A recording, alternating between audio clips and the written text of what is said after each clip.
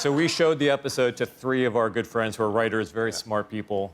And at the very end, we looked at them and said, okay, what do you got? And they're kind of looking at each other, they're kind of embarrassed. And one of them said, are those 2 blondes, are they related in some way? Like, they didn't realize that they were brother and sister. So we had messed up the most kind of obvious storytelling possibilities. And we don't have any talent for. In this video, I will be discussing Lord Varys, as well as the actor who brought him to life on the television series Game of Thrones, and how he was ultimately failed by the show's head writers David Benioff and D.B. Weiss. He's actually one of the only actors who have openly and honestly shared his thoughts about how the show ended, because he was so incredibly upset with how the writers mishandled Varys during Game of Thrones' final episodes. I actually think it's safe to say everyone immediately knew how he felt about Season 8 of Game of Thrones after watching the documentary that was shot during the last season. He was obviously disgusted by what he had read. It was written all over his face. As you all know, Varys is famously known as the Spy Master, a man who was arguably one of the best at gathering valuable information. His vast network of alliances and little birds allowed him to know just about everything happening in the realm, from Essos all the way up to Winterfell. It is what gave him his immense influence behind the scenes without ever having to hold a weapon. What I loved about Varys was how he was able to stay in the shadows and work from the sidelines while still having an enormous effect on all the major events in Westeros and beyond. He wasn't the kind of man who would rush into things either. As we saw over the course of the show, he was in it for the long game. Varys' endurance, intelligence, and skills as a master manipulator set him above almost everyone else in A Game of Thrones and A Song of Ice and Fire. And it was all of this that made him one of the most dangerous men in the realm. Unfortunately, Game of Thrones writers kind of forgot about this by the final season. His ability to move discreetly in the shadows seemed to be discarded in the final season.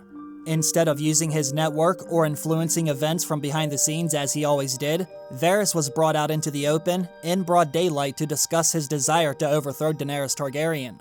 It was easily one of the dumbest things he had ever done. In fact, most of his scenes in the final season felt like lazy storytelling, and when he was finally executed, it felt like another example of how everything was rushed in the end. He was executed immediately, without any reflection or narrative build-up. It all happened so fast, like most of the final season, and Varys' death did not offer any weight or significant payoff that his character, who was developed over many seasons, deserved. Let's also not forget about his relationship with Littlefinger. The fact that we never got another amazing scene with Varys and Littlefinger is heartbreaking. As you all know, Varys is often compared to Littlefinger, who is also a master manipulator who works behind the scenes. However, one thing that made them so vastly different were their desires. Varys wants to serve the realm and bring about a better world, while Littlefinger is driven by ambition and seeks power for its own sake. As we saw in the show, Varys wanted to maintain stability, while Littlefinger thrived on chaos. Their dynamic is one of the most fascinating in the show, as they operate in similar ways but with vastly different intentions. And what makes all this so upsetting is the fact that David and Dan could have written a great scene with them if they wanted to. Remember, the entire Chaos as a Ladder scene was invented by the Game of Thrones writers. That was not from A Song of Ice and Fire. I know they have it in them. They have written a lot of great scenes on their own. However, once again, they showed us another example of their laziness during those final episodes. Now, the reason why I decided to make this video is because HBO wants to shadow ban all my videos about Season 8 of Game of Thrones. They hate it whenever I make a video that highlights anything negative about the final season. And they especially hate it whenever I remind everyone about what some of the actors had to say about the writing.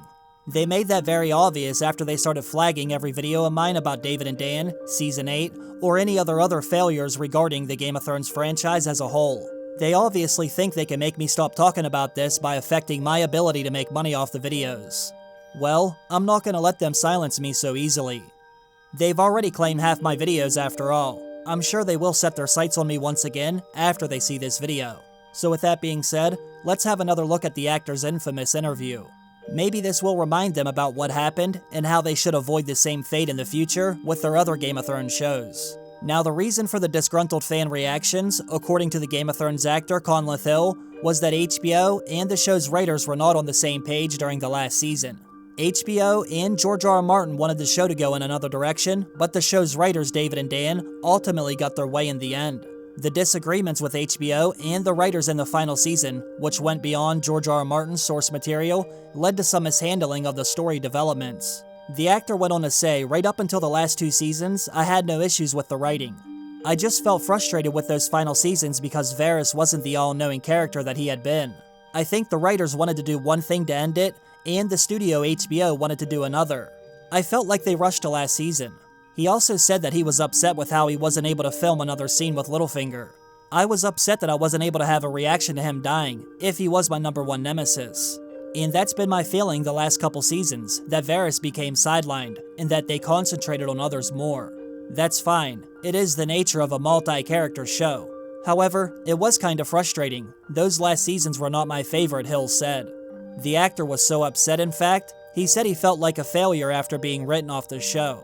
He argued that his character's development went downhill after season 6. The actor said, "It just felt like after season 6, I kinda dropped off the edge. At the time, nothing could console me. I kept thinking, what did I do wrong?" He was obviously heartbroken and disgusted by what had happened to Varys in the end. It was hard for the actor to hide his feelings during those interviews, or whenever he was seen on film immediately after he learned of his fate. We saw that during the documentary, then we saw it again when he was asked about the final season during the award show. Without telling us anything, because I know you can't, are you all happy with the way with the outcome of the show? Unbelievable down there. Personally, or just I think with the show is He actually wouldn't even answer the interviewer because he did not have anything nice to say.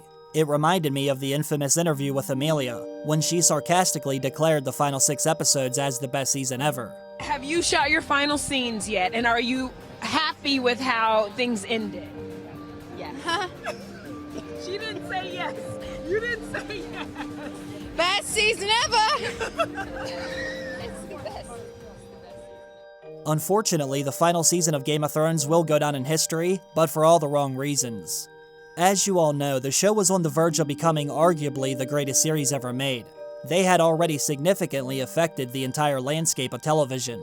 I mean, hell, before the show even reached its final season, every other major network was already looking for their own Game of Thrones. Not only was it making HBO billions of dollars, but it was also receiving dozens of awards, as well as smashing every ratings record along the way. It was a global sensation, unlike anything we have ever seen before. It's amazing how all of this was seemingly forgotten after David and Dan fumbled those final seasons, simply because they were too eager to move on to other shows and films. Everyone now remembers them as the guys who wasted the White Walkers, neglected Jon Snow during the biggest battle in the show, underdeveloped Dany's descent into madness, and shat all over Jaime Lannister's redemption arc. As you all know, Game of Thrones was seen as the gold standard of television, but now it stands as a reminder of how far the mighty have fallen. Unfortunately, Varys was one of the many casualties of David and Dan's desire to move on to what they thought would be bigger and better shows. How do you feel about the way that it ends? There are no better writers in television than Dan Weiss and David Benioff. They ended it brilliantly, better than I could have imagined, and you people are in for it. What did you make of the last series? Did you watch much? I was confused. So we showed the episode to 3 of our good friends who are writers, very smart people. And at the very end, we looked at them and said, okay, what do you got? And they're kind of looking at each other, they're kind of embarrassed. And one of them said, are those 2 blondes, are they related in some way? Like, they didn't realize that they were brother and sister. So we had messed up the most kind of obvious storytelling possibilities. And we don't have any talent for